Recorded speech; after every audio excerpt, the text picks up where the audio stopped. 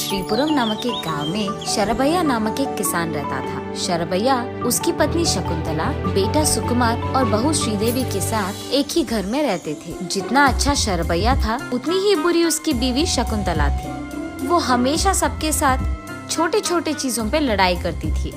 वो इतनी ढीठ थी कि घर पे भी उसका फैसला था कि सब उसी के बात सुने और इसीलिए सब पे चिल्लाती थी। शकुंतला का व्यवहार देख घर में कोई भी उसके व्यतिरेक बात ना कर पाने के कारण एकदम चुप रहते थे। हर रोज शकुंतला उसके पति और बेटे के खेत जाने के बाद उसकी बहू से वो बहुत काम करवाती थी। ऐसे ही एक दिन जब उसके पति और बेटा दोनों खेत जाते हैं, वो अपने बहू को बुलाकर, ओए बहू, आज मुझे बहुत भूख लग रही है, 5 प्रकार के व्यंजन बनकर अभी लाओ।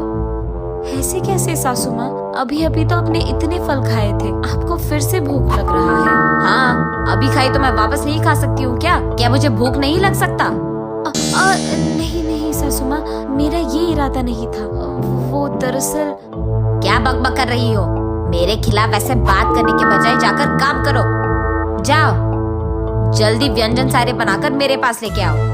अभी के अभी 5 प्रकार के व्यंजन मैं कहाँ से बनाऊंगी सासू माँ? उस सब के बारे में सोचना मेरा काम नहीं है। हाय भगवान, अब तुम ही बचाओगे मुझे। ये कहकर वो जल्दी जल्दी वहाँ से निकलकर खाना पकाना शुरू करती है। खाना पकाने के कुछ ही देर बाद शकुंतला जोर जोर से चिल्लाने लगती है। क्या हुआ बहू, इतनी देर लगा रही हो? खाना जल्दी लेकर आओ, मुझे बहुत भूख लग रहा है। जी सासू माँ, आ रही हूँ।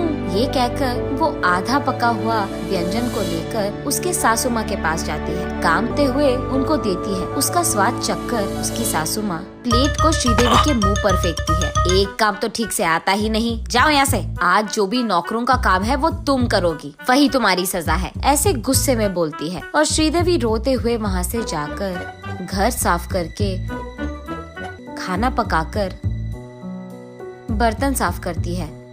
थकान के कारण उसे बहुत भूख लगती है। रसोई घर में जाकर जैसे ही खाने लगती है, शकुंतला वहाँ आकर, ए, क्या कर रही हो? ऐसे चिल्लाती है। सासू माँ, वो भूख लग रही थी तो मैंने सोचा खा लूंगी। आज तुम्हें खाना नहीं मिलेगा, पहले काम सारे खत्म करो।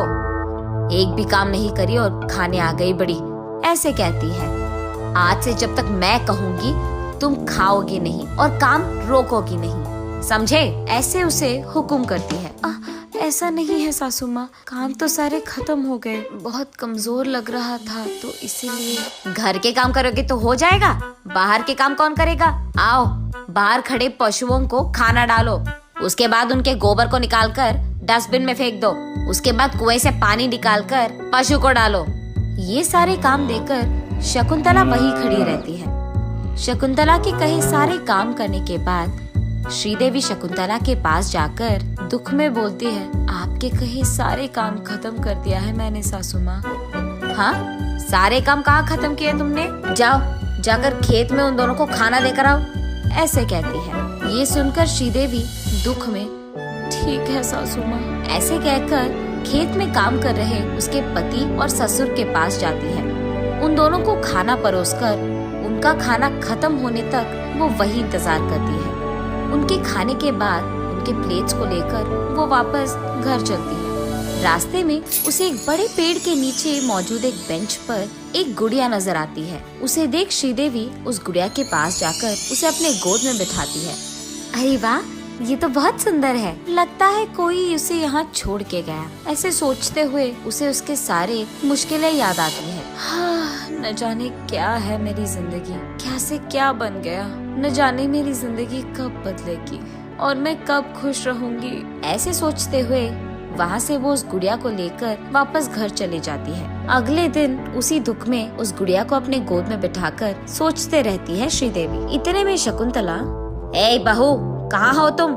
आज भी मैंने नौकरों को आने से मना कर दिया, इसीलिए आज भी तुम ही को सारे काम करना पड़ेगा। कहाँ मरी बैठी हो तुम? ये सुनकर शरभैया, क्या बहू से काम करवा रही हो?